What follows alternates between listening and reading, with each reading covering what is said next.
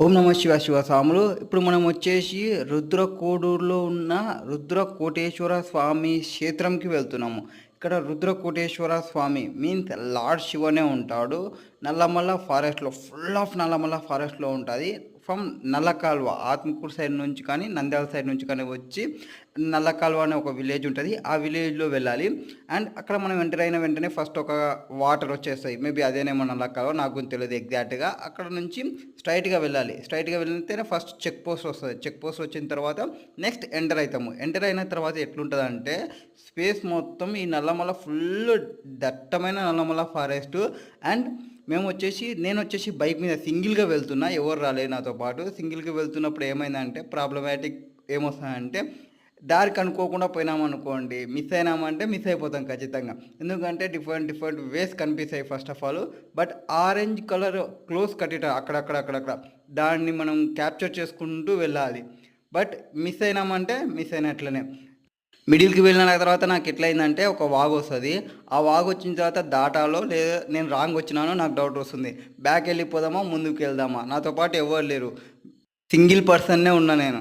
ఎవరికన్నా ఫోన్ చేసి కనుక్కుందామంటే అడ్రస్‌కి అక్కడ నో నెట్వర్క్ ఇష్యూ.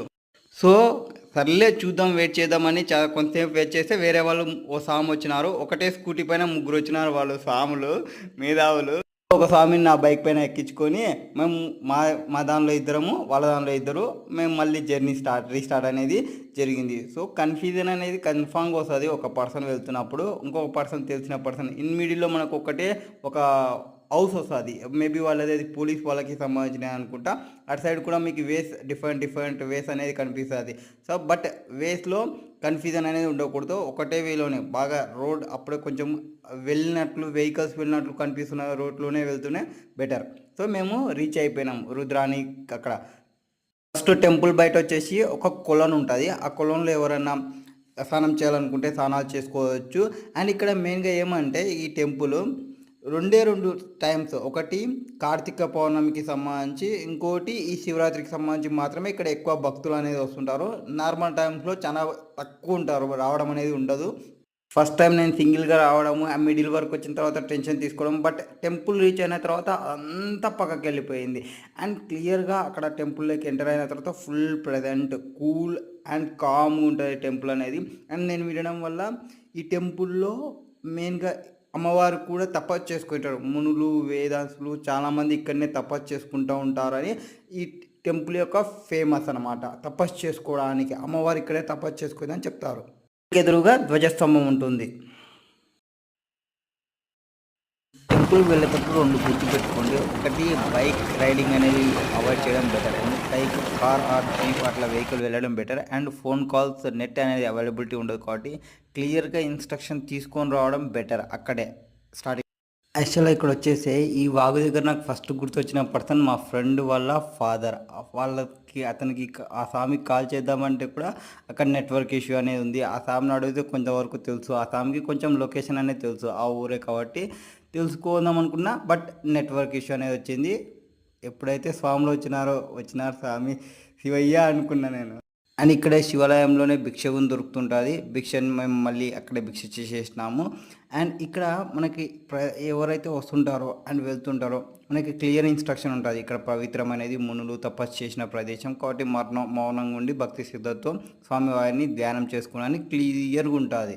అంటే ఓన్లీ మునులు మాత్రమే కాదు, పార్వతీదేవి కూడా ఇక్కడే తపస్సు చేసుకుంటుంది. అది ఎక్కడ ఉంటుందంటే టెంపుల్కి ఇటు సైడ్ వెళ్ళినప్పుడు పైన స్టెప్స్ ఉంటాయి. స్టెప్స్తో వెళ్ళాలి పైన. అండ్ ఇక్కడ ఒక పుట్ట కూడా ఉంటుంది. ఐ థింక్ ఆ పుట్ట వచ్చేసి పెట్టిన పుట్ట మాదిరి ఉంది.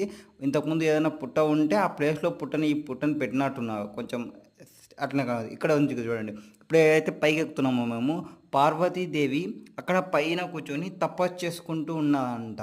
సో, టెంపుల్‌కి రైట్ సైడు కొన్ని స్టెప్స్ ఉంటాయి. కొన్ని స్టెప్స్‌కి ఎక్కిన తర్వాత ఆ స్టెప్స్ ఎక్కి ఆ పైన వెళ్ళి ఒక చెట్టు ఉంటది. ఆ చెట్టు వచ్చేసి కోరికల చెట్టు అని కూడా కొంతమంది ఉంటారు. అండ్ అక్కడనే కోరికల చెట్లు ఎవరన్నా పర్సన్స్ పిల్లలు కావాలనుకుంటే ఆర్ వాళ్ళు కొంతమంది ఉయ్యాలలు కట్టడము అండ్ కొంతమంది వాళ్ళ యొక్క కోరికలను కోరుకొని ఉంటారు. అండ్ ఇక్కడ వెళ్తుంటేనే ఫస్ట్ ఒక రాయికొచ్చేసి ఒక శివలింగం వేసింటారు. అండ్ శివలింగంని చూసుకోండి. శివలింగం అయినాక మళ్ళీ తిరుగుతాం. ఇదే కోరికల చెట్టు. చాలా మంది కట్టింటారు. అండ్ కొంతమంది ఏం చేసింటారంటే ఆ చెట్టు కిందనే అక్కడ ఎవరైతే ఒక రాయి ఉంది కదా! అక్కడ పూజ చేస్తుంటారు. మేబీ అక్కడ కూర్చుందని కొంతమంది చెప్పినారు. అప్పుడొచ్చిన స్వాములు చెప్పినారు. అక్కడ కూర్చొనుంటది మాత స్వామి వచ్చేసి అని అంటారు. సో, మా స్వాములు అక్కడ ఉండి ఎవరైతే వచ్చినారో అక్కడ రాళ్ళున్నాయి కదా! ఆ రాళ్ళు కోరికల రాళ్ళు. అంటే కోరిక కట్ కోరిక పెట్టుకొని అట్లా చేస్తుంటారు. ఇదంతా మా వచ్చిన స్వాములు అక్కడ ఉన్న వాళ్ళ స్వాములు. వెళ్ళేటప్పుడు ఒక జత లేరు కానీ అక్కడ వెళ్ళిన తర్వాత మటుకు చాలామంది వచ్చేసినారు మనకి. ఆల్రెడీ వాళ్ళంతా ఎవరంటే నేను ఇక్కడ కర్నూలులో ఉన్నప్పుడు భిక్షలకి ఎక్కడైతే టెంపుల్‌లో వెళ్తానో ఆ టెంపుల్‌లో ఉన్న స్వాములంతా అక్కడ వచ్చేసినారు. మొత్తం ఒక ఆటోకి వచ్చేసినారు 15 మెంబర్స్. వెళ్ళేటప్పుడైతే ఒకడిని భయపడినా ఫస్టు. యాక్చువల్‌గా కరెక్ట్ వచ్చినానా? రాంగ్ వచ్చినానా? బ్యాక్ వెళ్ళిపోదామా అన్న దానిలో నేను ఉంటి. టెంపుల్ దర్శనం లేకుండా బ్యాక్ వెళ్ళాల్సి వస్తదేమో అనుకోని కాసేపు నిలబడితే ముగ్గురు స్వాములు వచ్చి హెల్ప్ చేసేసినారు మనకి. వచ్చేసినాం మనము. దర్శనం కంప్లీట్ ఫుల్ ఫ్లెడ్జ్డ్‌గా కంప్లీట్ అయిపోయింది. సో, టెంపుల్ వ్యూ అనేది భలే ఉంటుంది అక్కడ చూసుకుంటే. ఎవరైనా రావాలనుకుంటే వచ్చేయండి ఈ టెంపుల్‌కి. రుద్రకోడూరు రుద్రేశ్వర స్వామికి జై. రుద్రకోడూరు రుద్రకోటేశ్వర స్వామికి జై.